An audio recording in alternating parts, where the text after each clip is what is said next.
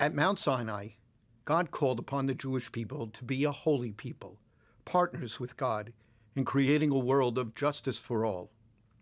In Parashat SHOFTIM, which means judges, they're now on the banks of the Jordan, almost at the Promised Land, when God tells the Israelites to appoint judges and police officers so they can begin to administer this justice. God's final instruction to them is among the Torah's most famous lines, Tzedek, tzedek, tirdof, or justice, justice shall you pursue. Why justice, justice shall you pursue? The second justice must have some meaning.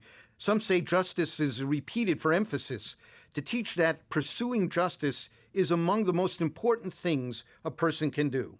Others say that it's repeated to teach that we must be just in the way we go about our pursuit of justice. Here in SHOFTIM, we learn about 5 kinds of justice. First, God gives the Israelites a lengthy list of instructions about what they can and cannot do when they worship. They can't plant a tree or build a monument near God's altar, and they aren't allowed to sacrifice any animal that has a blemish. Above all, they're warned not to worship idols or intentionally break God's law because the punishment is death. Addressing the second form of justice, God tells the children of Israel that when they arrive in the Promised Land, if they really want, they can be like other nations around them and appoint a king. Criteria for qualified royalty are pretty strict.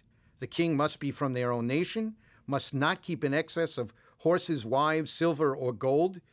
In addition, the king must write his own Torah scroll and read it regularly to remind him to follow its laws. And he must rule fairly, treating all people alike, no matter how rich or poor they are. For the third form of justice, God tells the children of Israel to create cities of refuge in the Promised Land. If the person accidentally kills someone, he or she can flee to these cities and be safe from relatives of the dead who might seek revenge. But if someone intentionally commits murder and tries to escape into the city of refuge, the elders of that city are to send him or her directly into the hands of the vengeful family. Carrying on with the theme of crime, the fourth part of Parashat SHOFTIM covers witnesses and testimony. In order for testimony to be valid, not one, but 2 witnesses must give the exact same testimony. If it is discovered that 2 witnesses got together to make up false testimony, the Torah says to rid the city of that evil, in this case to kick out the false witnesses. In another famous line, the Israelites are told not to have compassion for them, a life for a life, an eye for an eye, and so on, to scare the daylights out of others who might have been considering providing false testimony of their own. The fifth and final form of justice is about the rules of warfare. God tries to comfort the Israelites, telling them not to be fearful or faint-hearted when they go out to war, even outnumbered by their enemies.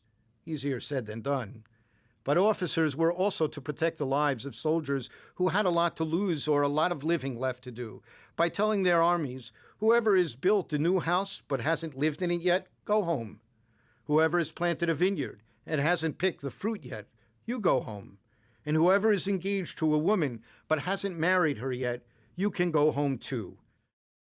For 3,000 years, the command, justice, justice shall you pursue, has defined who the Jewish people are and what they're about, especially today, in the face of the critical need to ensure justice on issues like environmental devastation, economic injustice, genocidal activity around the globe.